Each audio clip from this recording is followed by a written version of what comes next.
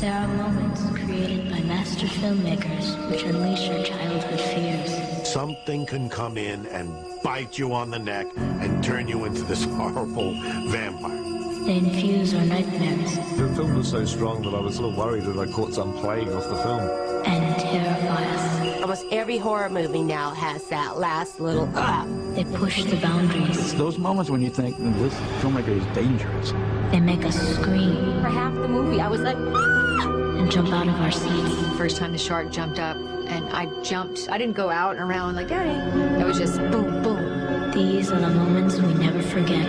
Even Pinhead, who doesn't do a decent, nice thing through 8 movies, but somehow or other still manages to get fan mail from women who would like to bear his children. Presenting the 100 Scariest Movie Moments, a countdown of the greatest moments of cinema shot.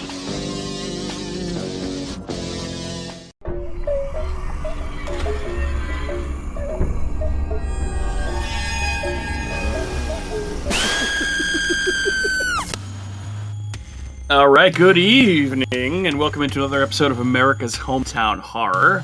My name is Mike. I am your host, and thanks for checking back in on the show, I should say. If I could only get a sentence out of my mouth. Off to a rare and good start here. But as usual, we have a very, very packed episode here tonight, so why don't we jump right in. And first and foremost, let me just get out of the way some housekeeping things, and I'll tell you a little bit about where you can find us online. First place is our website, which is AHHPod.com. That's AHHPod.com. That's our lovely website, which has all sorts of information about the show, and the latest addition to that website, which is our blog, which we will be adding to much more frequently in the upcoming future. You can also find us on YouTube, Facebook, Twitter, and Instagram. Just search for America's Hometown Horror or Hometown Horror Pod. One of those variations, you'll get us for sure. And you can also shoot us an email at hometownhorrorpodcast@gmail.com. And of course, I'd be remiss if I did not mention our two partners in crime, first of which is Horror Facts Magazine. You can find them over at horrorfacts.com. Great little resource if you're a horror fan for news, reviews, and other horror podcasts just like ours. And of course, we're also partnering with the first name and fright since 1979, Fangoria magazine. We are giving all of our listeners an exclusive 20% discount. All you have to do is head on over to shop.fangoria.com/hometownhorrorpod to take advantage of it. And you'd be quite silly to not take advantage of it because you get 20% off a first-time magazine subscription or any merchandise from the store.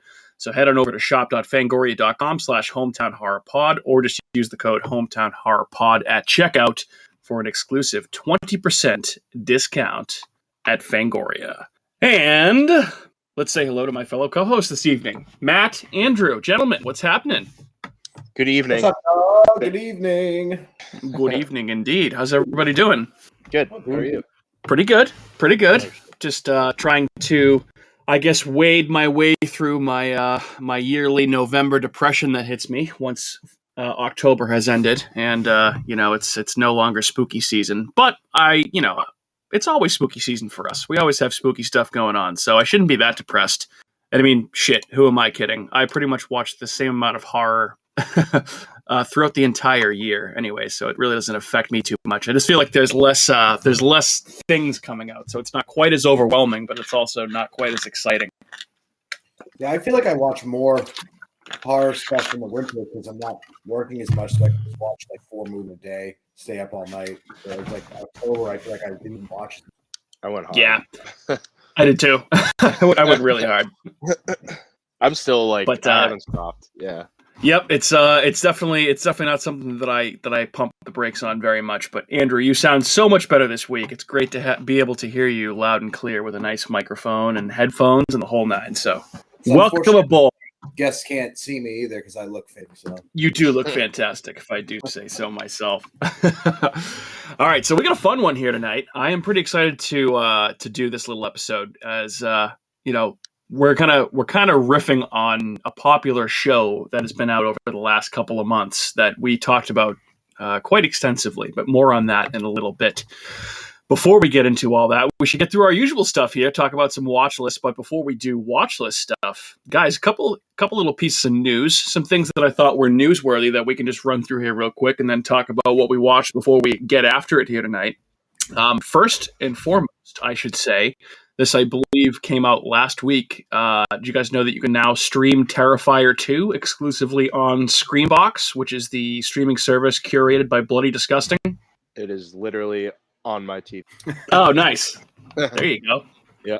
So I still haven't seen this one yet. My intent is to probably watch it this week. And I know you guys both spoke pretty highly of it. I'm excited to see it. And I hope I'm not let down. It certainly seems like it's been pretty popular amongst horror fans, and it's kicking ass in theaters. If it's still in theaters, I think if so, it's like down to a showing a day. But I know we talked about this offline before, but I just think it's fucking hilarious that Bloody Disgusting submitted it for an Oscar.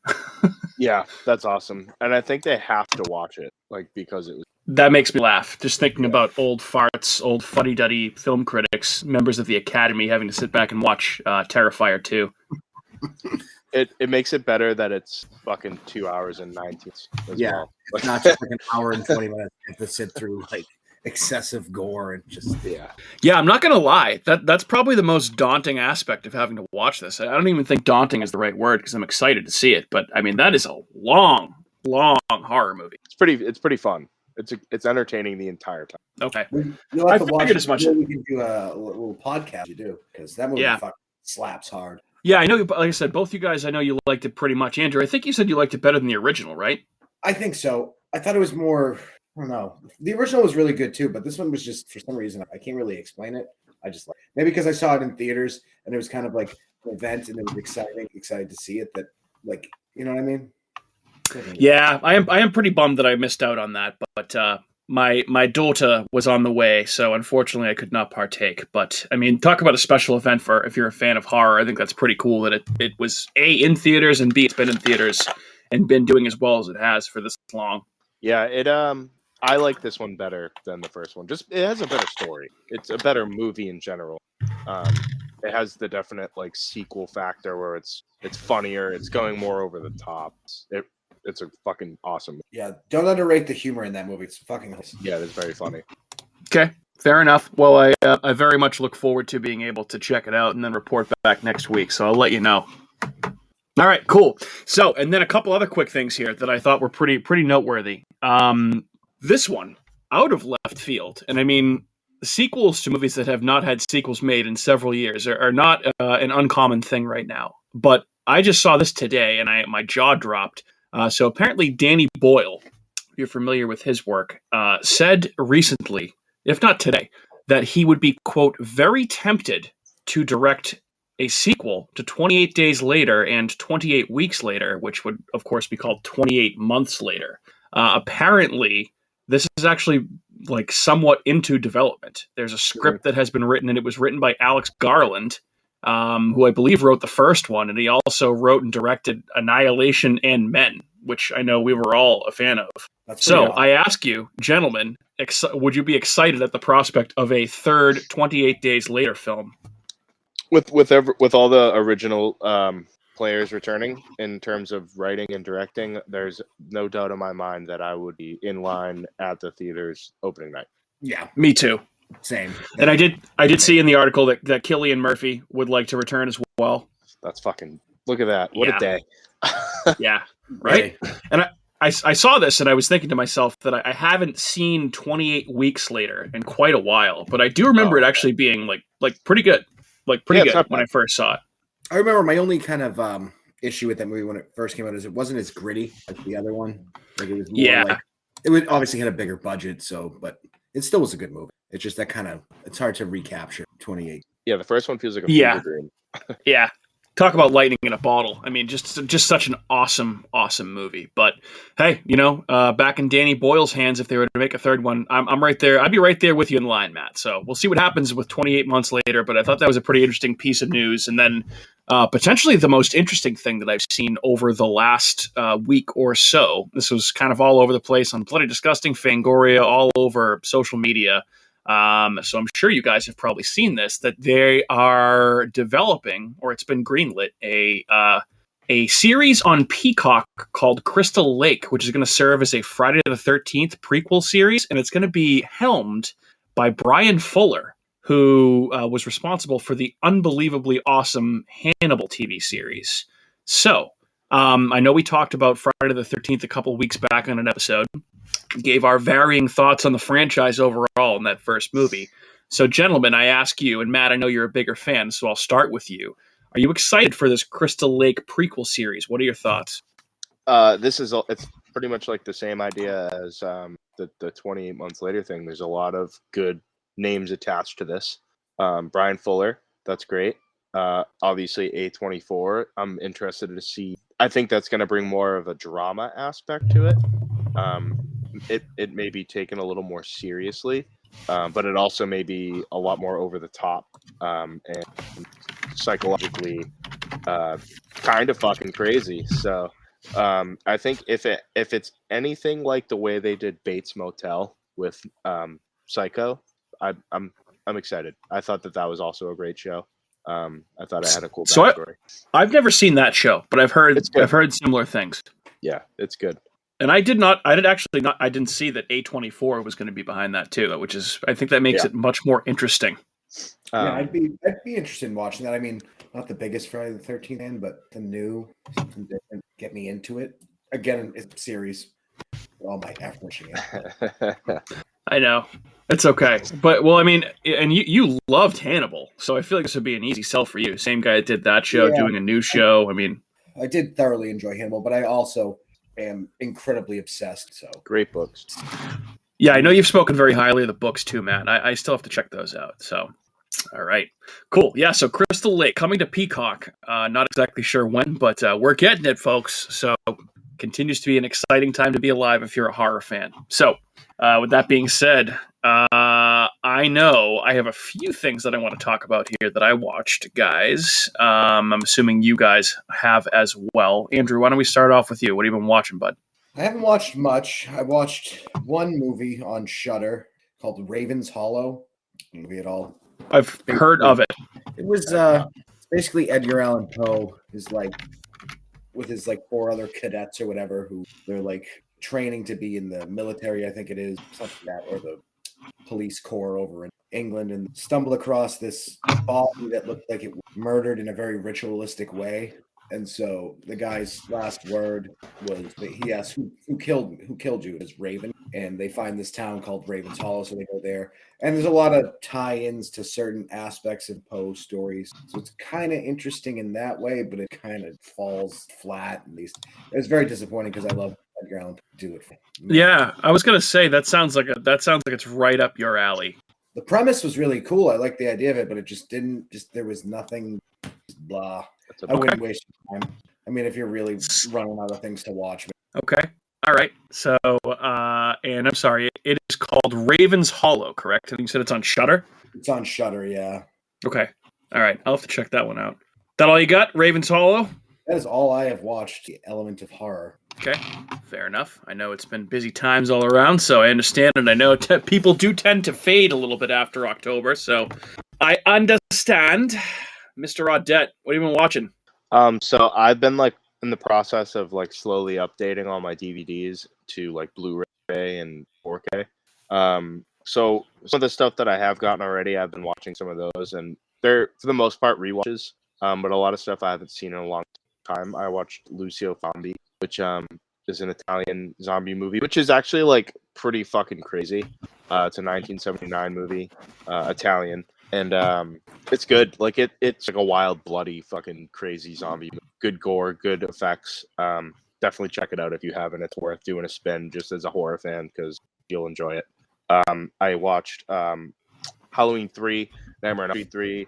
I watched Night of the Living Dead. Those are like kind of all my like accumulated Halloween watch. How the original Halloween. I'm not going into detail on those, obviously. I did rewatch Audition, which is so fucking insane. I have a feeling that might come up in a little bit. But, yeah, I don't want to. I'm gonna spare it because I'm at least gonna have some stuff to say later, I think. But a new watch. I did watch Don't Worry, Darling. I watched that yesterday. It's on HBO. Okay. This was. Oh, I didn't know that was on HBO. As I mean, yeah, I went on. I was like, oh, I'll find a movie, and I saw it was like the headlining thing. So I was like, oh, fuck it. And as bad as I thought it was going to be because it got really bad reviews. It's not exactly like horrific and terrifying, but it does have a cool plot. I thought it had a twist. I was into it. And Florence Pugh is fucking love her. She rocks. But it was kind of like a Stepford Wives thing with like a Truman type thing, but also has like a little deeper than that. I don't want to give it away because it does have a cool twist. I think it's worth the watch. Check it out. It's a good like 2-hour flick. So okay, those are my watches. That movie definitely piqued my interest, like when it first got announced. But I feel like there was such a fucking media shitstorm surrounding it, which was completely, blown out of whack by Olivia Wilde, and I feel like there was just so much drama surrounding it. It turned me off. But now that, honestly, it got a lot of word of mouth and a lot of buzz, so it worked. But maybe now there's a little bit of distance between the release date and all of that bullshit. Maybe I'll have to go and check that one out. Okay, fair enough. What were your thoughts on one Harry Styles acting chops? Not bad. I mean, it wasn't anything outstanding, but I wasn't like, this guy sucks. Like, he was believable. So for the part that he was playing, it's much more of a female-driven role and kind of story. So I was really locked in on Florence Pugh because she was exceptional. She's my celebrity crush. She's definitely easy on the eyes. That's for sure. And a very good actress.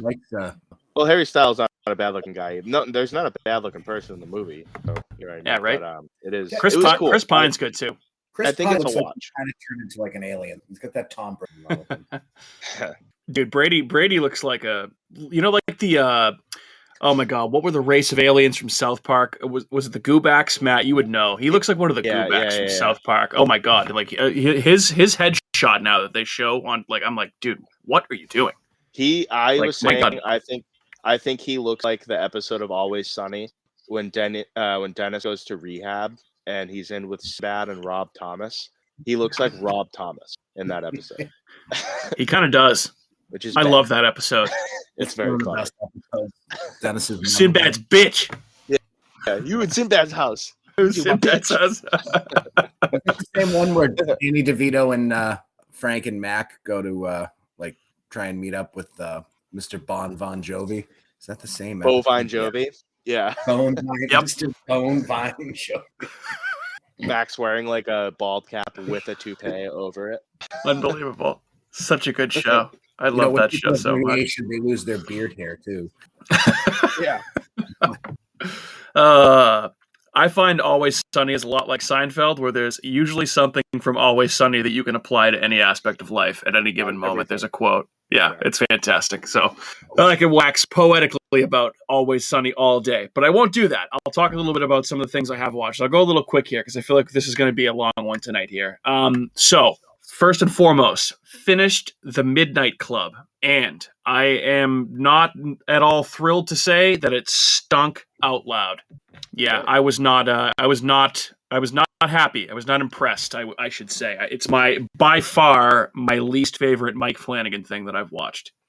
Damn. So I don't know if you guys have checked it out at all, or if you're planning on checking it out. Obviously, reserve your own opinion, but I was not a fan. See, I haven't watched any of those Mike Flanagan shows. What was it, Haunting of Hill House and Midnight Mass? Those two are the best. Yeah. Bly Manor, Hill House, and Midnight Mass were fantastic. Bly Manor was pretty good, and this one I think was just a different level. It's a different type of story. It's too long. It's too many episodes, and it just didn't do it for me. So your mileage may vary. Yeah. It just the story wasn't as engrossing as some of his other things. And I feel like he kind of went up his own ass a little bit too much in terms of like the emotional horror that he likes to do. Because he loves emotionally resonant endings and, happy stories. And he definitely tried a little too hard with this one, I think. So, sorry to report, The Midnight Club is not that great. Can't win them all. Polar. Sorry, say that again. You can't win them all. you know. But you can't win them all. Can't win them all. And I apologize. We're still getting used to the remote recording thing. So if we talk over each other, we're trying to correct that. So bear with us, dear listeners. Complete opposite end of the spectrum is Guillermo del Toro's Cabinet of Curiosities, which is fucking awesome. Have you guys checked out any of this yet? I watched the first episode so far, but I'm gonna watch the rest of it. I just and we just finished moving, so I haven't got a lot of time. Okay, yeah, I know you've been busy with moving, so I'm 4 episodes. I'm like about halfway through, and each episode it's an anthology, so it's a different story each episode. Kat finished the whole thing, and she did not like it as much as I was, because it's much more up my alley. I think lots of creatures and lots of Lovecraftian cosmic horror, which I, if you know what I like, then that's right up my alley. So it's pretty good, and I would highly recommend checking out Cabinet of Curiosities. So Matt, definitely keep going there. Also pretty good on Netflix is The Watcher. You guys checked out any of that yet? Andrew, I know you haven't. Matt, did you? No, not yet. Pretty good. I have this one's shorter. It's only 7 episodes. I just finished episode 6, so I have 1 to go. And obviously this is based on a true story, so the true story is very creepy in and of itself. And this is kind of hashed out and dramatized for a streaming series. So there's a lot of liberties that are taken, I should say, but it's still pretty good. I think it's an entertaining watch. Nice spooky stuff. Cool. Yeah. So The Watcher, pretty good, worth your time. And then, so one of the weirder things I checked out just randomly, because I love random paranormal shit, is this documentary series on Amazon Prime. I don't watch a lot of Amazon Prime, but usually when I do, it's something that is worthwhile. It's the show called Hellier, which I had never heard of. It was a recommendation from another podcast. Honestly, one of the creepiest paranormal documentary series that I have seen in a long time. To the point where I was like watching it, up taking care of my daughter, feeding her every few hours, and watching it by myself, like with the lights off, and I was fucking scared shitless. I was like, why do I continue to do this to myself? So basically the loose plot, this group of paranormal investigators goes to this town in Kentucky where there's supposedly all sorts of this paranormal phenomenon. So not just ghosts, but UFO activity, Bigfoot activity, other random cryptid sightings, and just all this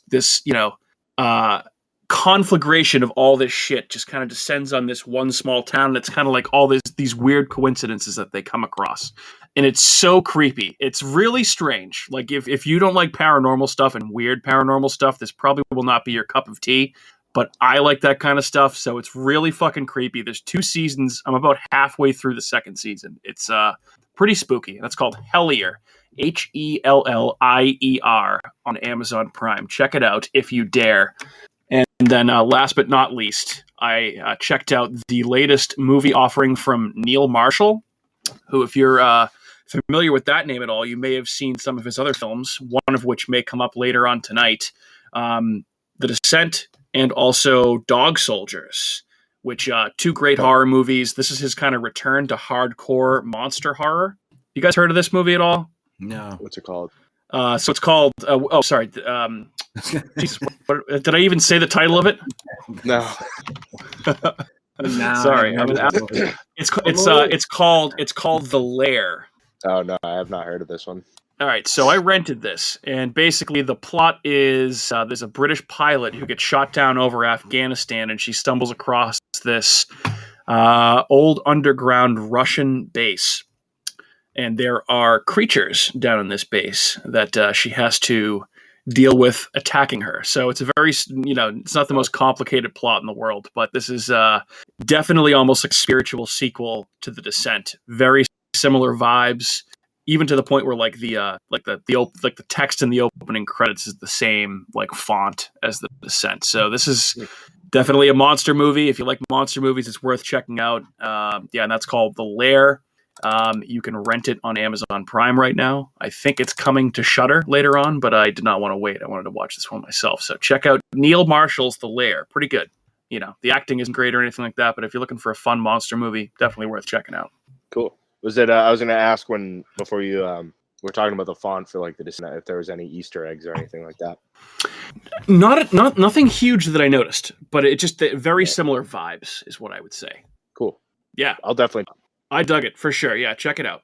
That's coming to Shudder as well. I think so. So it had like the Shudder like logo pop up for it, but I went and I checked in the Shudder app and it was not there yet. So it's probably one of those things that has been acquired by Shudder. It's just not available yet. So if I get any more information on that, I will be sure to let people know. But I think that's what we got, unless you guys have anything else that we didn't cover yet. In here. All right, sweet.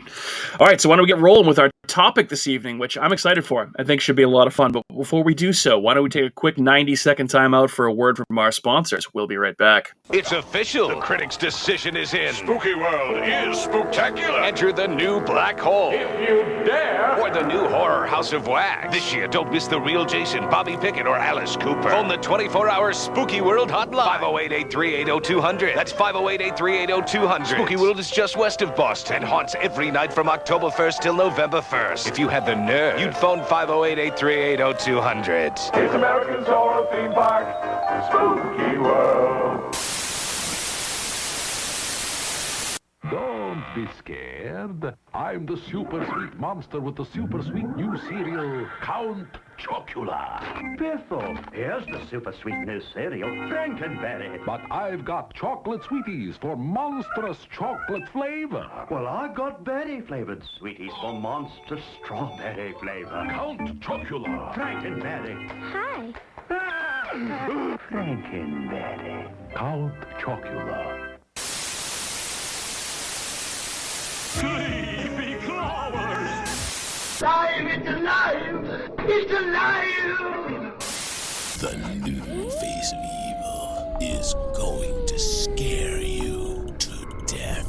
Barrett's Haunted Mansion. It's a killer this year. Then creep next door to the Abington Ale House. Barrett's Haunted Mansion. Eat, drink, and be scary. Go to bhmansion.com. All right. And we're back. Welcome back, gentlemen. So, we have talked a lot over the last month or two, or more specifically, maybe Matt and I have talked a lot, some would say exhaustingly so, over the last month or two, about a little show on Shudder called The 101 Scariest Horror Movie Moments, which we were just talking about spiritual sequels, and we were talking about The Lair and The Descent. This show is a spiritual sequel to a little show called The 100 Scariest Movie Moments that was on Bravo back in the early 2000s, late 90s. I forget the exact year that it was on. Awesome show, awesome, countdown and summation of a lot of different horror movies. Very fun watch around Halloween time. If you're a fan of horror, this is definitely something that's going to be up your alley. Anyway, I've talked about it a lot. I've written about it. I'm not going to get into a ton of detail here, but safe to say, this series just ended, and we have a new list on our hands of 101 scariest horror movie moments that came out. So it got us to thinking here, why wouldn't or why couldn't we do a little bit of a list of our own for the three of us here? Now, we're not going to do 101 movie moments, but we're going to do a few of our own each and talk about how these movies impacted us and why they're so important to us. And I would say, Andrew, you were probably a convert to this show, but you watched the whole thing. What did you think of this series? Oh, the series was awesome. I mean, it's right up there with the Bravo to date. Very entertaining. I mean, it's an hour long. What is it, an hour long each episode? Yeah.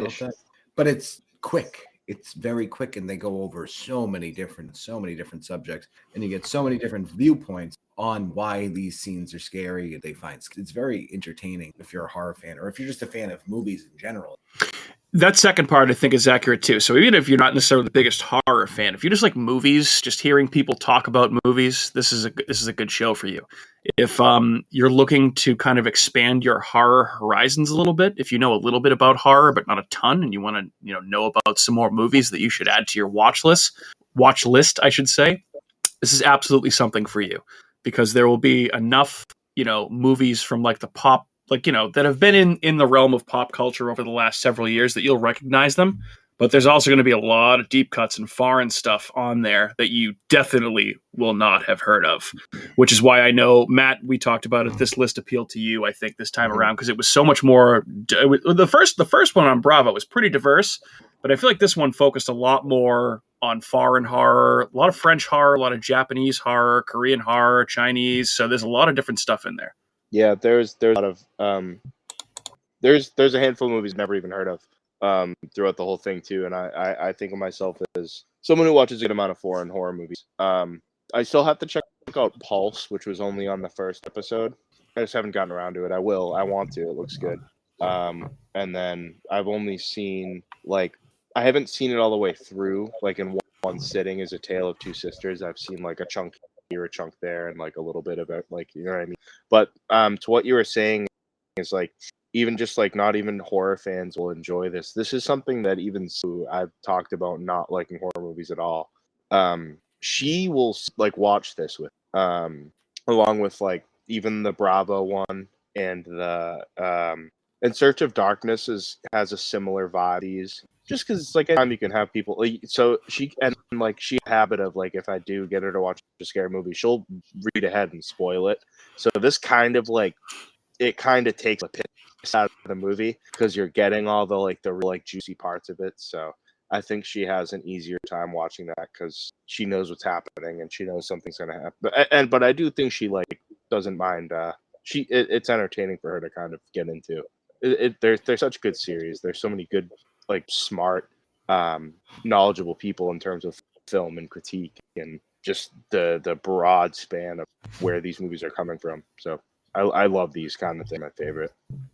Me too. And I even thought it was interesting how they incorporated not only movies, but there was like some, and you call this cheating if you would, but I thought it was pretty cool. They included some TV shows in there as well.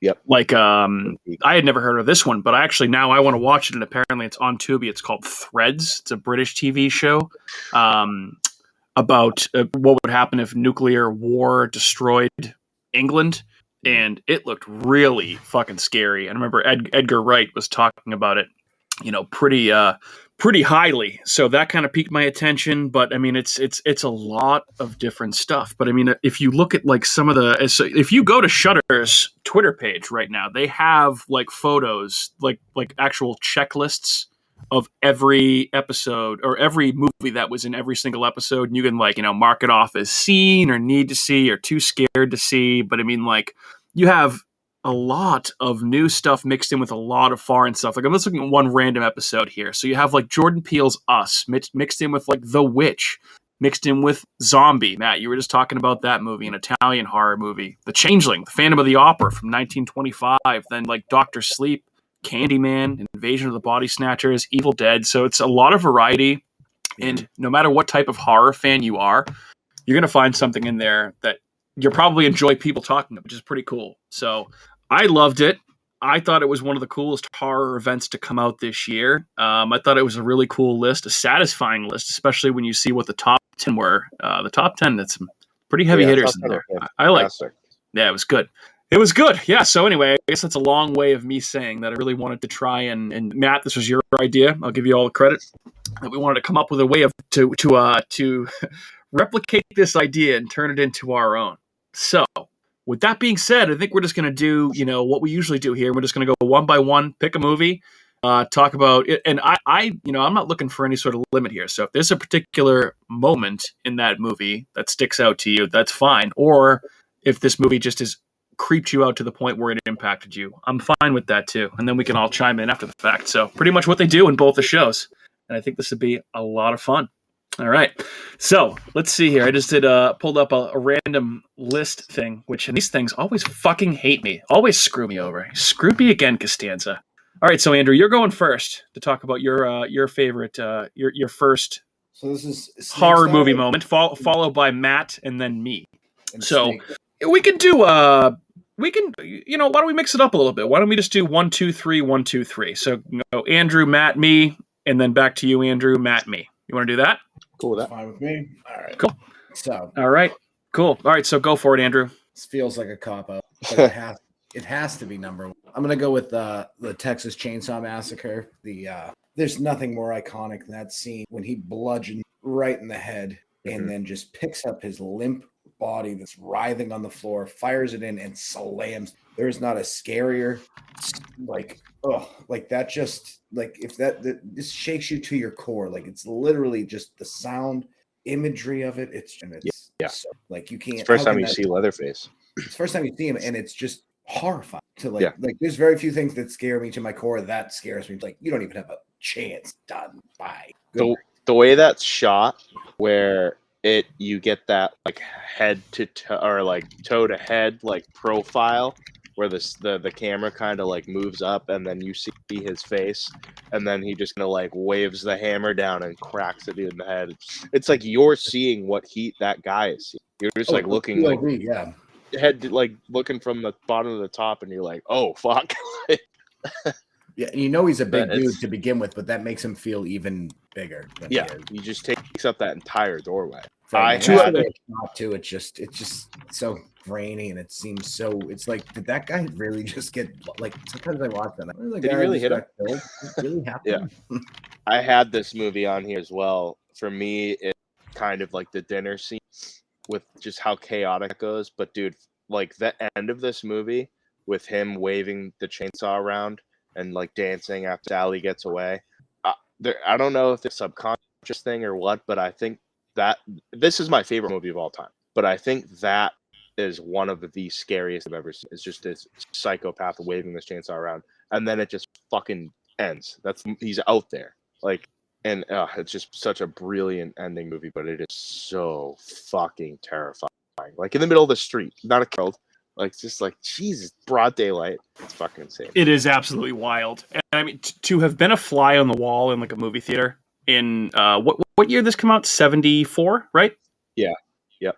Seeing that first shot of Leatherface killing that guy with the hammer and then closing that door, I would have loved to have seen the audience reaction there. It's there's a reason it's so iconic, and he's become such an iconic character. And I think probably the scariest of the major slasher villains, because I feel like a lot of most of the Leatherface stuff that you see him in, he is just a relentless force, a lot like Michael Myers. But I feel like I don't know, there's just something different about it. Maybe it's the chainsaw to me that makes it a little bit scarier. But it's so scary. Yeah.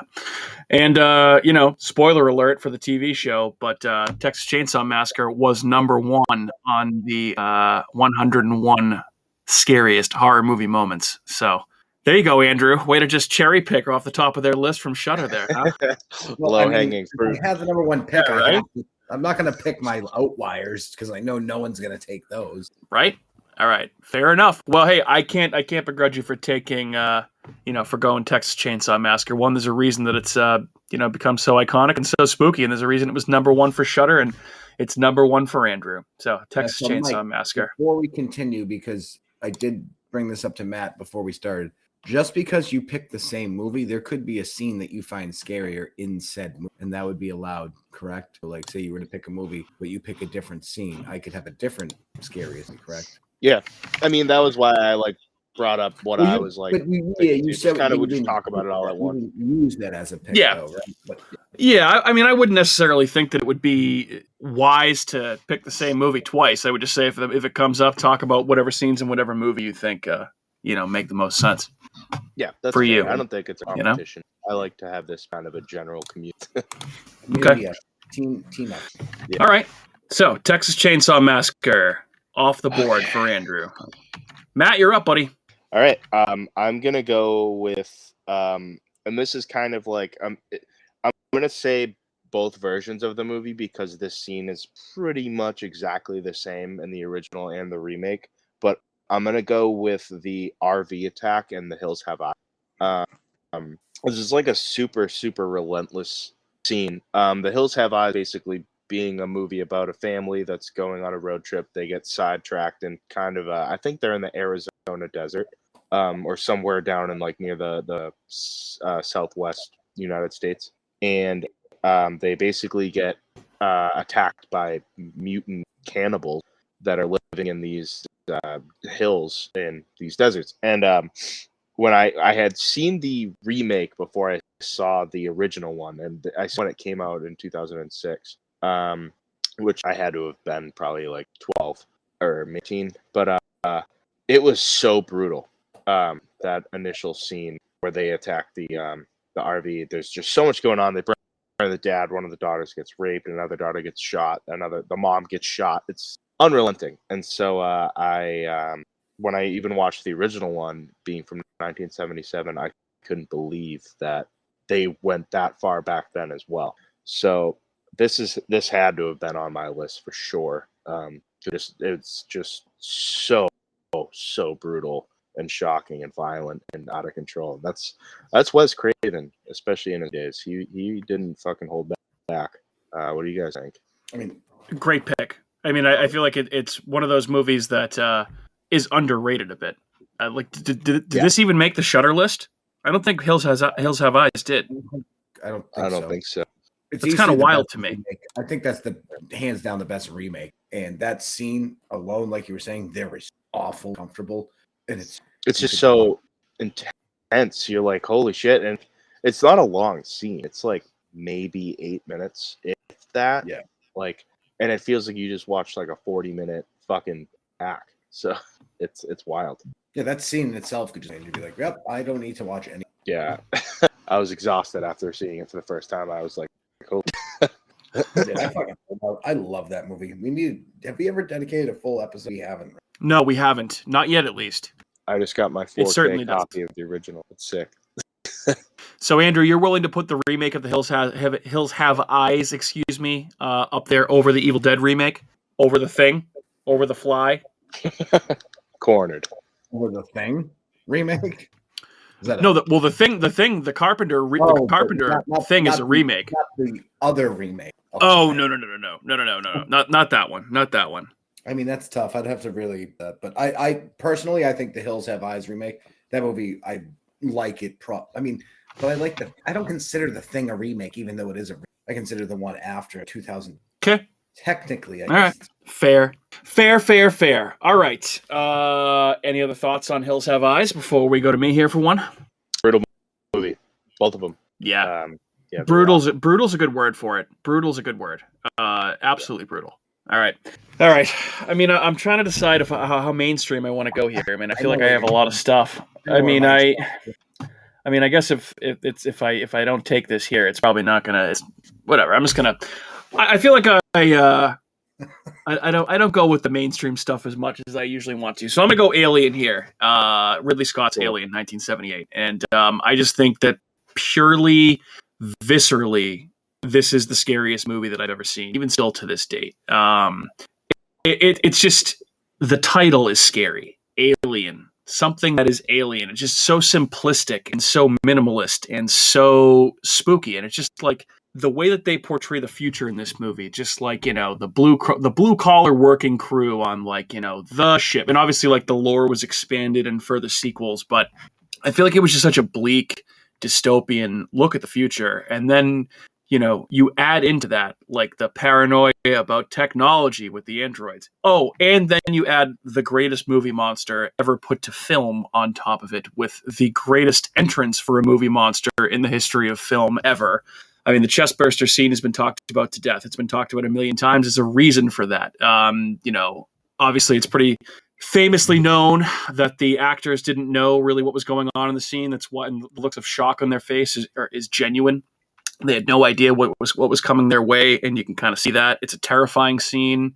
It's one of the biggest gross out body horror scenes ever.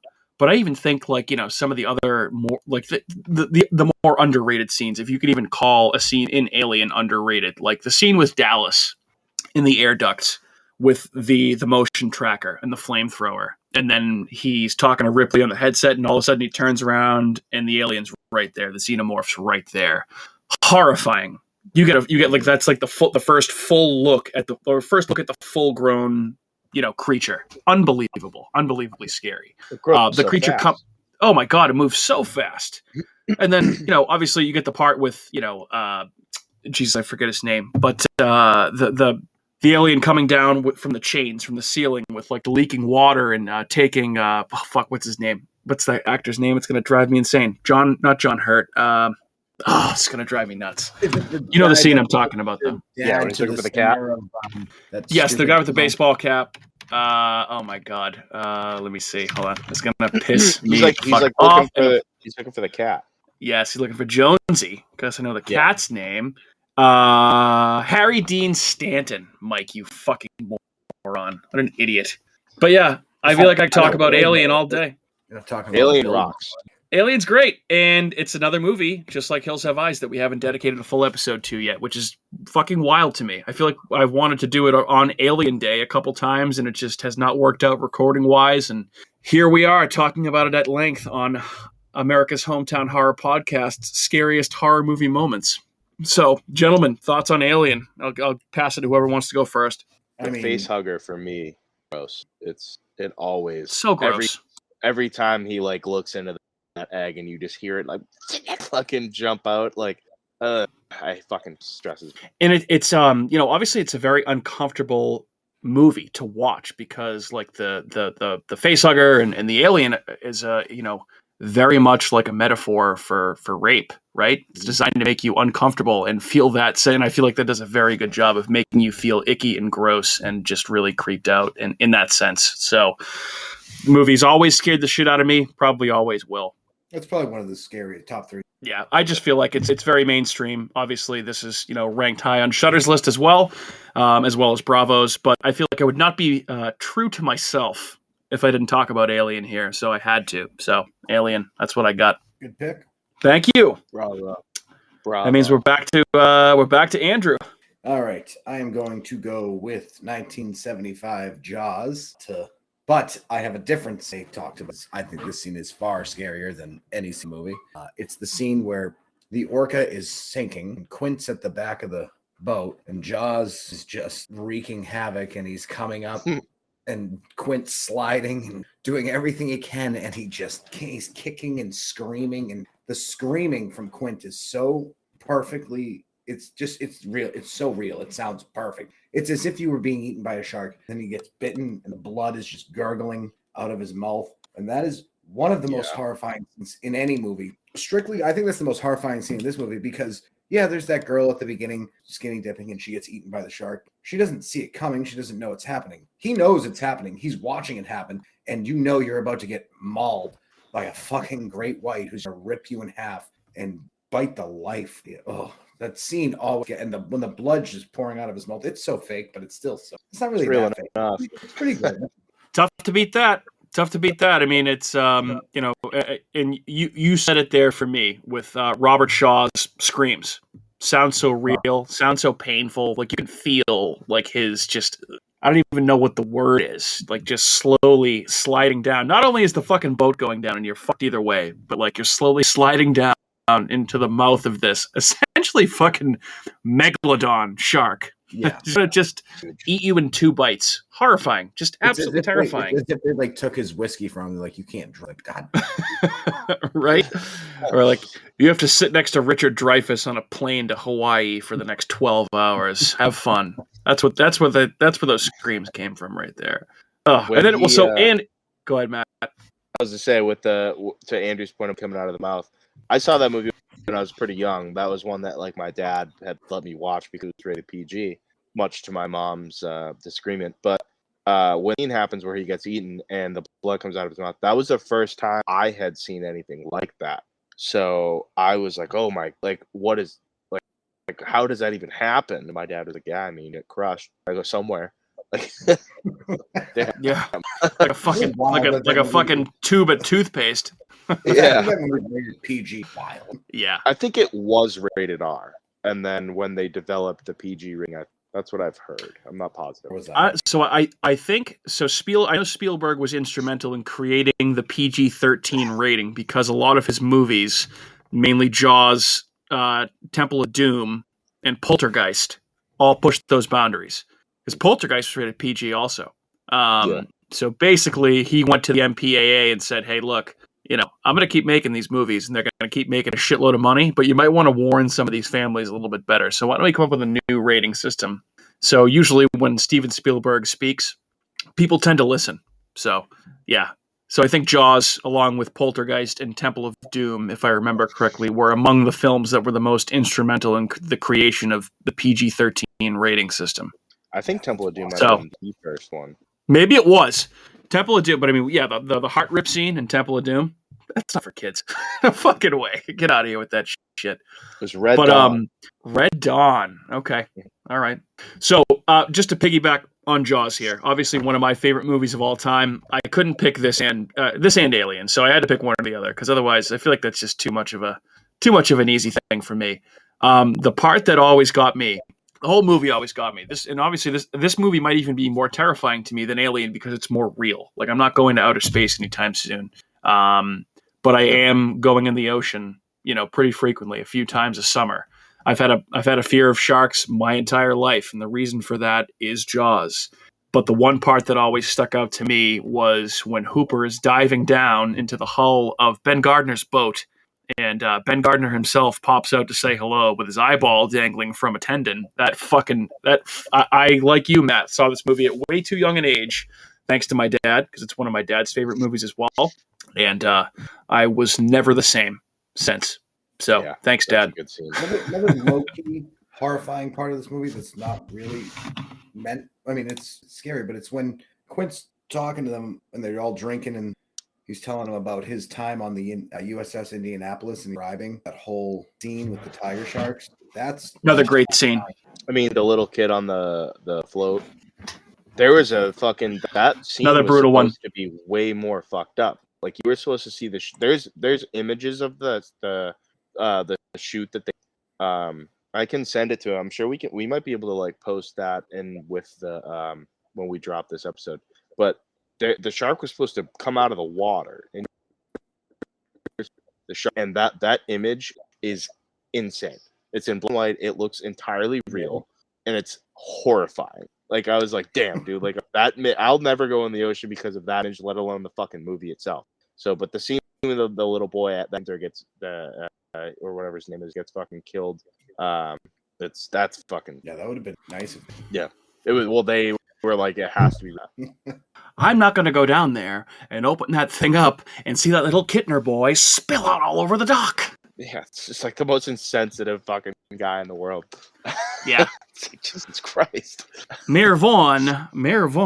Oh yeah, I could talk about Jaws all fucking day. God, I love that movie so much. It's a good one. A great pick, Andrew. A great pick. So, that's pretty much what I have on Jaws without taking an hour to get to it all. Matt, anything else? Yeah. Nope, that's all I got for Jaws too. Okay, the floor is yours for your second pick.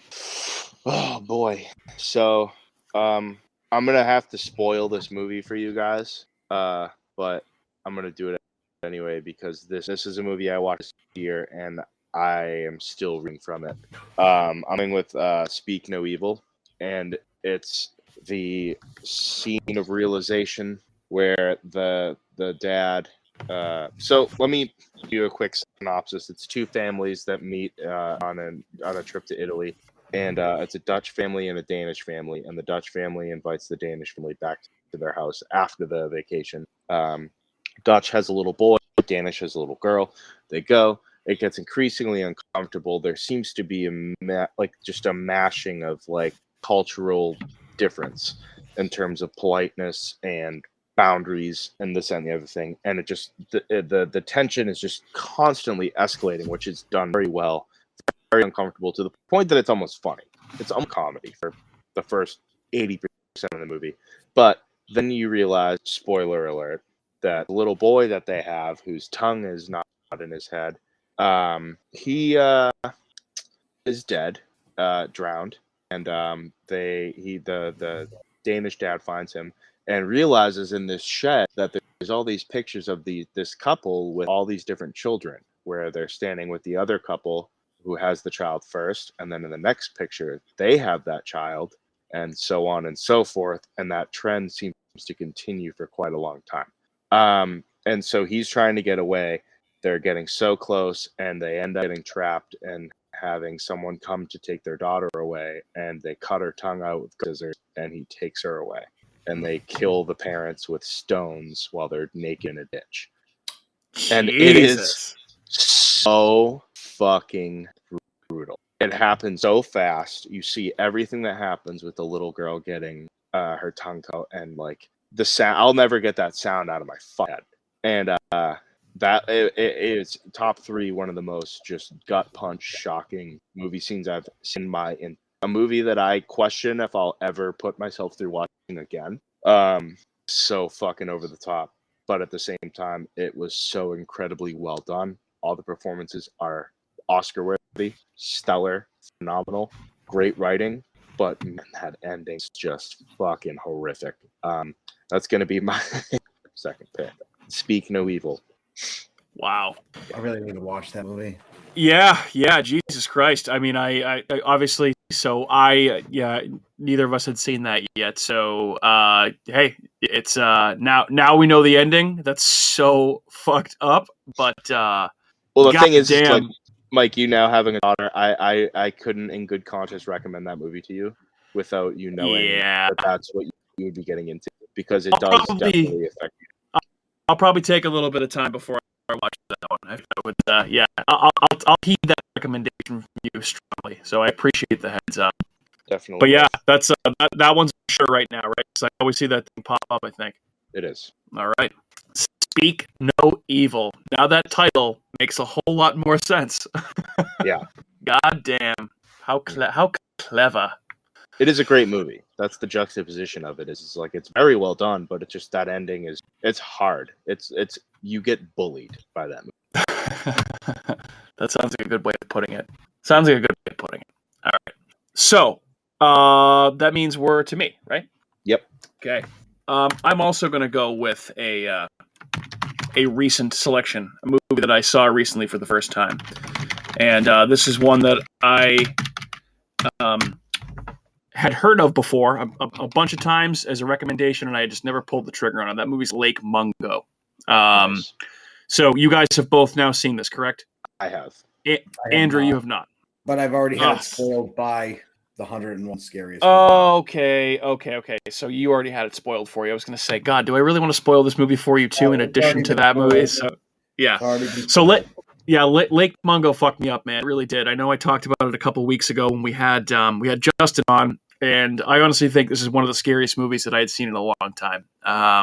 Certain times for myself, I just like to put myself in the element to be scared shitless and just experience that feeling. And this is what I did when I watched this movie. And everything about it, from the way that it is shot, the way that it's edited, it's almost like a dream. It's like a dream, but it's like a found footage style type of filmmaking. It's almost like a David Lynchian quality to it, I would say.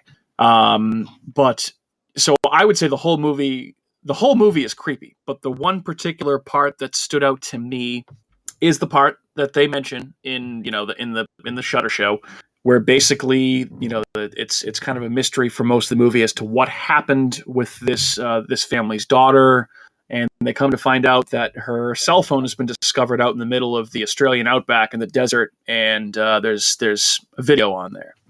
The video is essentially taken at night on this girl's phone, and there is a jump scare where essentially this girl meets a dead-looking doppelganger of herself, and I nearly shat myself as a 35-year-old man when I saw that at my house watching it for the first time. I'm like getting like chills on the back of my neck just thinking about it right now. We were talking about It's Always Sunny in Philadelphia earlier. I had to put on some Always Sunny after that movie. That movie really got me good. And I am so happy that I watched it. It is so fucking scary. Yeah, I agree. I liked the way they set up that scare too, because it was like pieced together in a certain way. It kind of goes further in, but it keeps cutting to the way, because it was like a documentary style thing. And you have people talking, and then you finally get that final zoom up that you're like, well, fuck, I didn't think we were getting that far. Yeah. Didn't think we were going there. Yeah. It's a really it's twisty and turny, and then you think for a little while you're like, is there actually anything supernatural really even going on here? Because you have the whole aspect of the brother potentially making things up, so it's like, what the fuck is happening? And then they go there, and you're like, whoa, okay. Yeah, it's it'll make you feel a little nervous to walk around your house by yourself at night without looking over your shoulder. That's for sure. It's good. It wasn't very long. It was 88 minutes, I think, right? It's super short. Yeah. I think it was under an hour and a half. So you can bang this out real quick, and it's well worth your time. And I feel like Oh, yeah, you constantly see this making lists of like scariest movies, and there's a good reason for that. So yeah, I can't say enough about Lake Mungo. Recent addition to my pantheon of scariest movie moments, but well worth it. And Andrew, I'm Watch it sorry in it the was dark. spoiled for you. Yeah, definitely watch it in the dark. Definitely watch it in the I'm dark. sure I'll still enjoy it. Though. Yeah, it's good. You got to check it out. Context is key. Context is key, Andrew. I think it'll make it better. It'll be worth watching, like if just to understand the story. I've watched plenty of movies that I've had the ending spoiled, and it's still the build up, and there's so much more to it than just that. Yeah, didn't ruin my day. All right. Anything else on Lake Mungo, guys, or should we go back to Andrew for another one? That's all I got. All right, you're up, Andy. All right, I'm not going the cupcake route. I could because it's still sitting there, but we'll see if it's there. I'm gonna go with 2002, The Mothman Prophecies. You guys ever seen? Oh, that? I fucking love that movie. I have not seen this movie in a long time. First off, extremely underrated. Richard Gere gives a phenomenal tour de force performance in this movie. Tour de force, love it. There's I know exactly the scene you're gonna say too.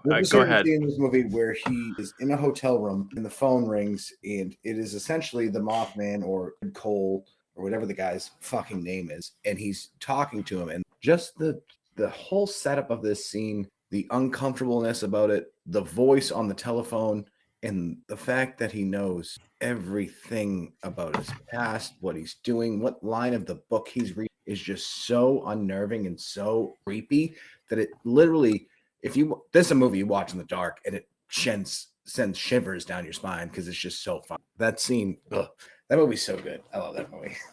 Yeah, based on true events too. Another one's based on true events, allegedly. Well, so the Mothman stuff allegedly happened, according to I have that book, and that book is very, very scary. The movie's very scary as well. But the book, so the character that Richard Gere plays, the guy's name is John Keel. He was actually a real author, and he claims that all these events happened to him in Point Pleasant, West Virginia, that led to the book.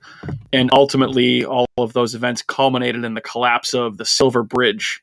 And that happened.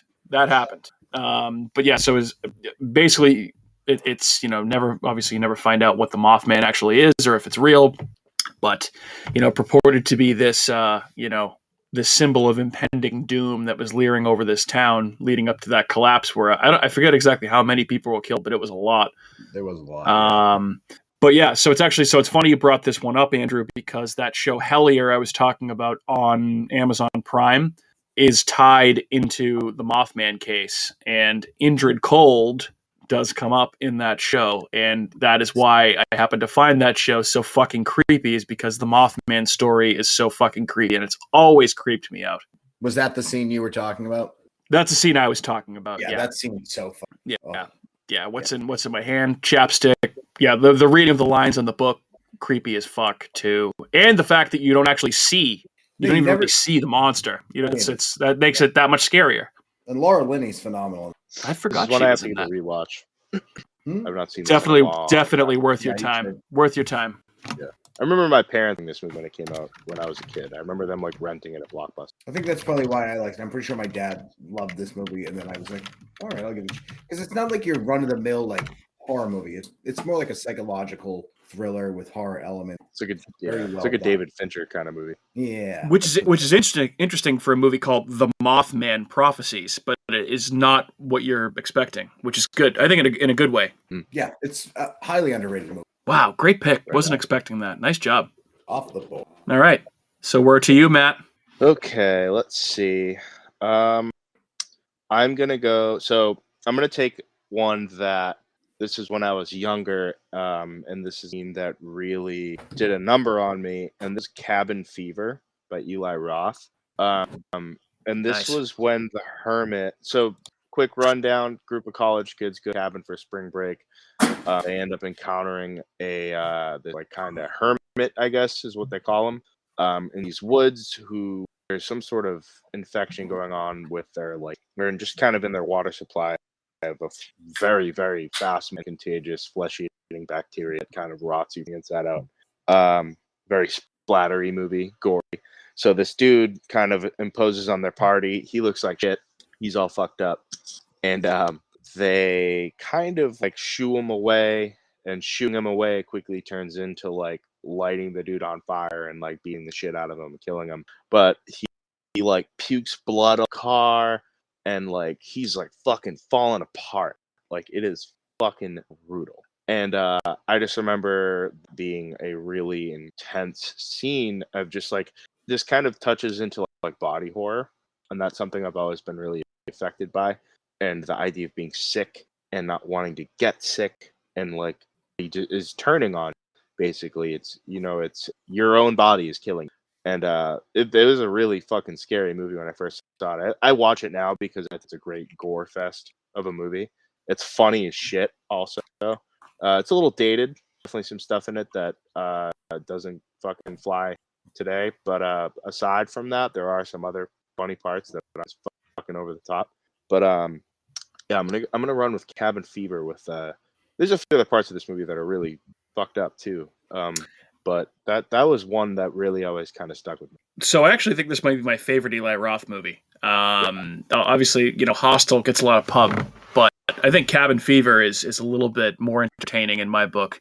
The torture porn genre just has never been my thing 100%. Hostel's a good movie, but I think Cabin Fever hits a little bit harder for me. But the scene I'm sure you probably were thinking of there too, Matt, like an additional scene is the leg shaving scene in Cabin Fever. Oh boy. I mean, that and Hunter, or what's his fucking name? Ryder Strong. What if the kid from Boy Meets World is his name Hunter? Yeah. Ryder Strong. Yeah. When he fucking beats his crush to death with a shovel because she that's has fucked up the too. disease, her face falls off. Yeah, it's definitely this is a very gooey, icky movie for sure.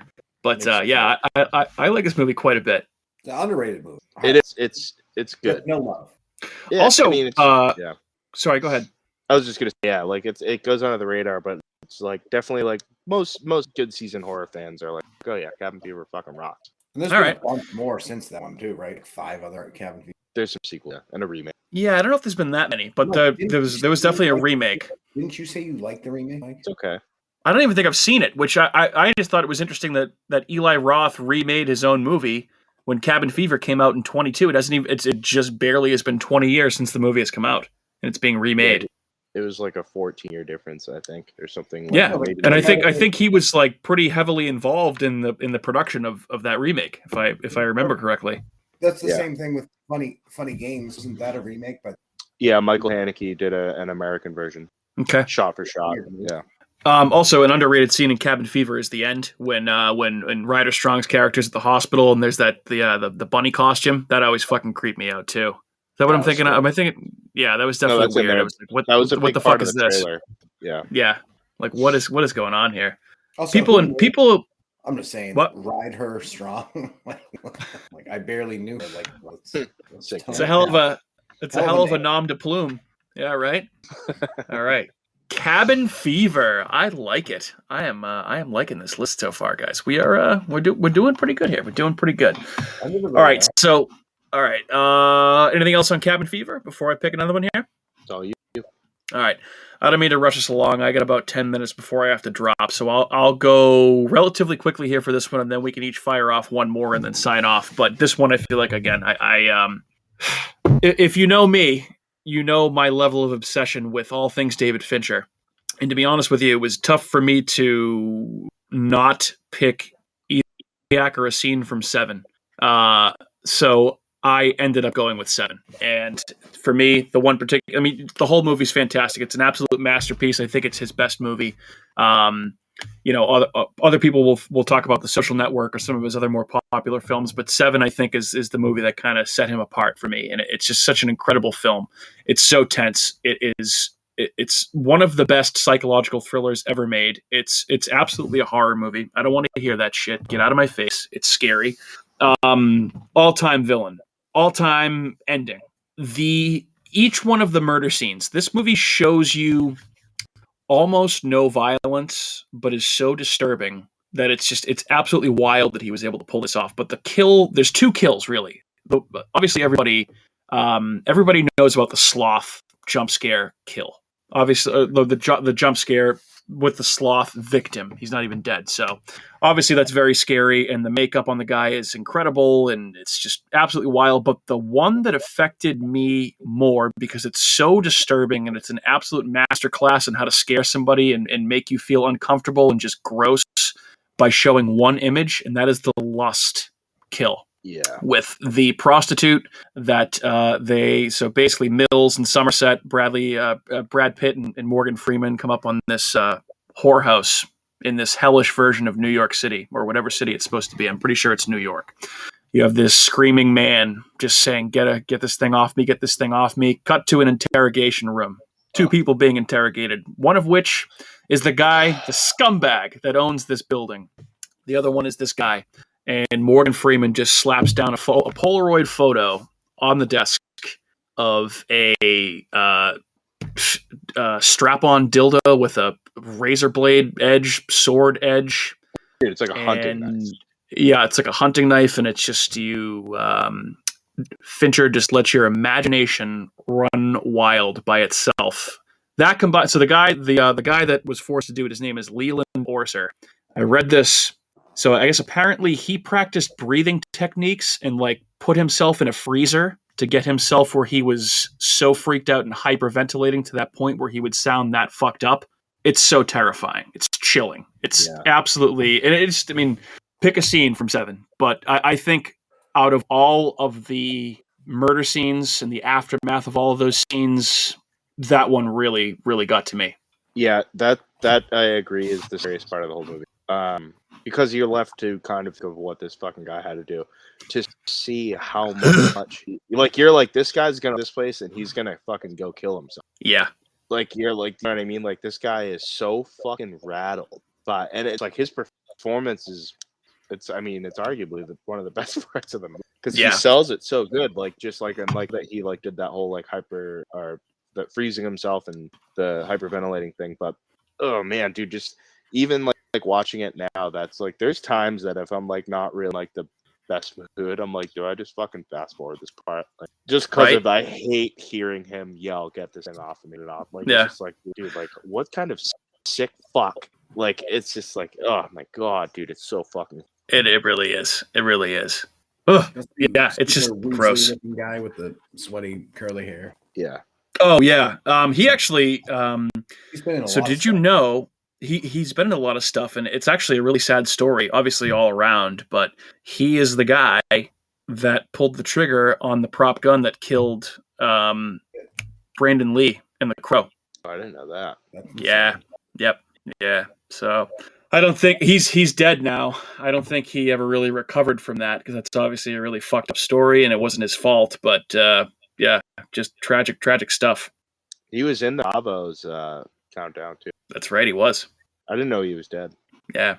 But yeah, Seven, I feel like I had to pick Seven. I had to talk about a Fincher film in some way, shape, or form. Are you picking Zodiac or Seagull? I thought about it. Yeah. Zodiac, I mean, it stop me if anyone is going to talk about Zodiac, but I mean, the basement scene in Zodiac, obviously that was in the murder scene with the two teenagers like in the park is on the Shudder show. Like, Zodiac's fantastic too, but I just think I like Seven slightly more personally. Zodiac might be the better movie, but I think I like Seven more just personally. So, all right. I'm short on time. Why don't we each rip off one more quick one here? Matt, you can go. Or sorry, Andrew, why don't you go? All right. So if we're only doing one more, I'm going to give my honorable mention real quick, if that works. Okay. I was going to pick a Sinister scene because you have to pick Sinister because it's phenomenal. But it's not. It's the scene where he's in the other room and the projector turns itself on and he walks into the other room and the computer's on, and then he picks up the picture, the still of the backyard where hung. He's looking out the window and he drops the picture down, and there's Bagul right in the same spot. That seemed incredible. The Buffalo Bill scene in Silence of the Lambs in the basement. Need I say more? But yep, night vision. A little different avenue here. So I'm going to go with Shutter Island. The scene at the very end of the movie when you finally realize why Leo was the way he was. He gets home and his wife says, "There's no school on. His 3 kids are in the back pond or lake." That's if you're a parent or whatever, that's the scariest you'll ever Like that's horrific, and it's that was so scary. Like that's you come home and that's what you fucking get. Yeah. Like that is that's not only brutal. heart-wrenching, but that's just a very and it's so well. The acting. Yeah, Shutter Island's awesome. I would defy anyone to tell me that Shutter Island is not a horror film. So maybe that one. I know, Andrew, you've been vying for that one for a while, so maybe that'll come up again in a topic of conversation in the future. All right. Scorsese, baby. Love me some Marty. All right, Matt, what do you got? I'm going to also, I want to just start off a couple quick honorable mentions. I have the mom in the corner scene from Hereditary, which actually made me jump out of my seat theaters. I was wondering if you're going to bring that one up. I have The Year is One, Satan Lives, Hail Satan, the end of Rosemary's Baby. The open the window scene, little boy in the window in Salem's Lot. But I'm going to go with... and Andrew, you mentioned this movie briefly a few minutes ago. I'm going to go with Funny Games by Michael Haneke from 1997. This is the German version. Have you guys seen this movie? Yeah, I've seen the. Andrew, you have. The Mike, you have too. I think just the remake. It's pretty much the same movie. Naomi Watts. Now that's the one with scene, Michael Pitt is in the American remake, right? Tim Roth. Tim Roth. What am I thinking of? All right, never mind. Continue. Go ahead. This scene, I think, it only counts when you've seen the movie before, but when you watch it again, the scene when the kid comes in and asks for eggs, and he keeps breaking that she gives to him, and keeps kind of facilitating a way for her to keep giving him eggs to borrow, to bring over. Great home invasion movie, super brutal, really over the top, kind of unprecedented in its way. I mean, unless you think of like Cape Fear. But that scene for some reason just gets under my fucking skin, and it is just so fucking and horrific because they just fuck with these people so bad. That's kind of one of mine is Funny Games. Great selection, Andrew. I know you're a big fan of this movie as well, so yeah. I got to go back and watch that one again. I haven't seen that in a long time. I've only seen the remake. All right, pretty much the same thing. Yeah. All right, so let me rip through a couple of my honorable mentions here, and then I'll close this off, and we can sail away into the sunset here, gentlemen. So I had a couple that I thought were like, I don't want to go like too mainstream like all these, but like obviously Blair Witch Project. That movie scared the shit out of me when I was a kid. The scene that I was thinking of, obviously everyone thinks of the guy standing in the corner. The scene where Josh gets taken and you hear him screaming in the woods, and then they wake up the next morning and they find his tongue and his eyeballs and that little satchel outside the tent. Absolutely fucking horrifying. That movie scared the piss out of me when I was a kid.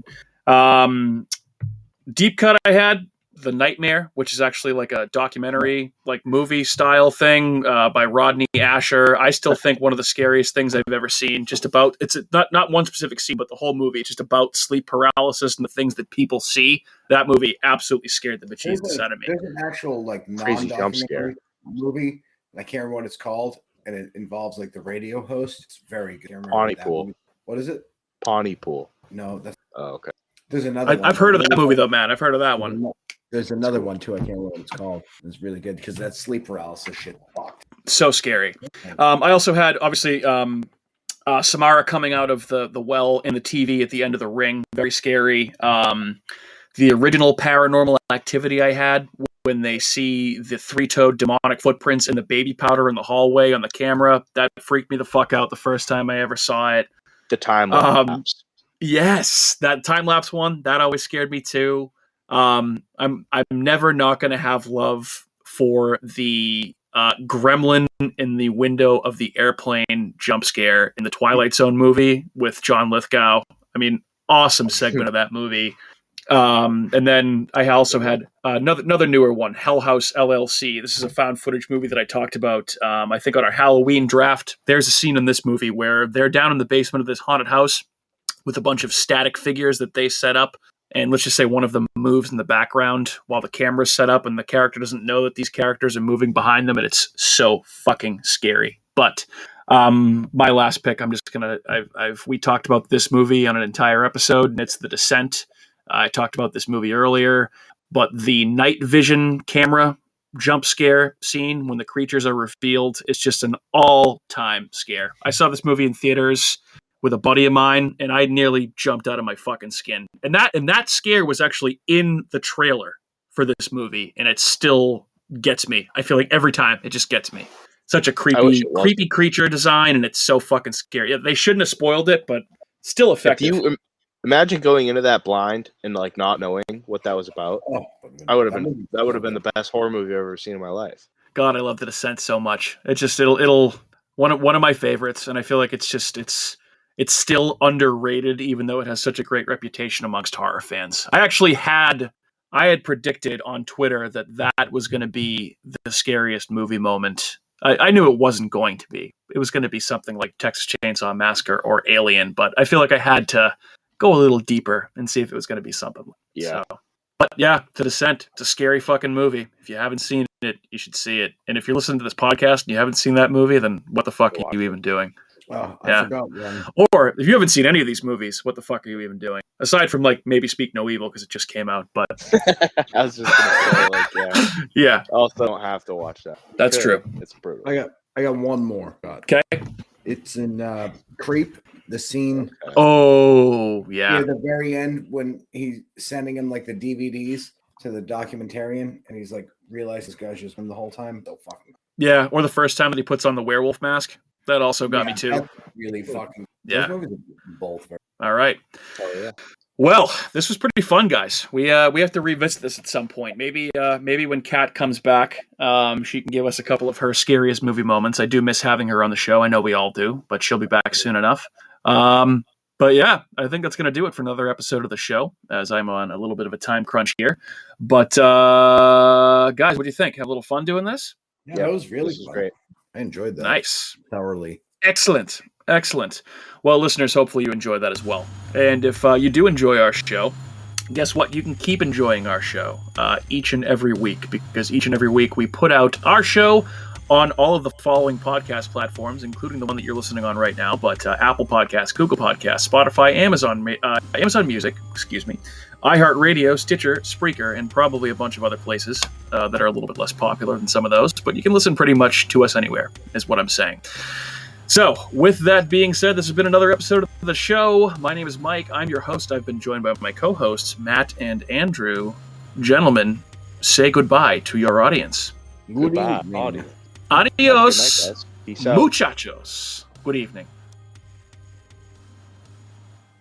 Hey everyone, it's Mike from America's Hometown Horror, and just wanted to say thank you again for listening to another episode of our show, because of course, we would be nothing without you listeners. If you are interested in more local Plymouth podcasts, I would highly recommend you check out some shows by our cohorts on the Inebriart Podcast Network. That's right, the Inebriart Podcast Network, folks. In addition to America's Hometown Horror, you can find the Inebriart Podcast, Bar Talk, Theme Park Legends, Retro Redoctopus, and Old Colony Cast. Head on over and give them a listen.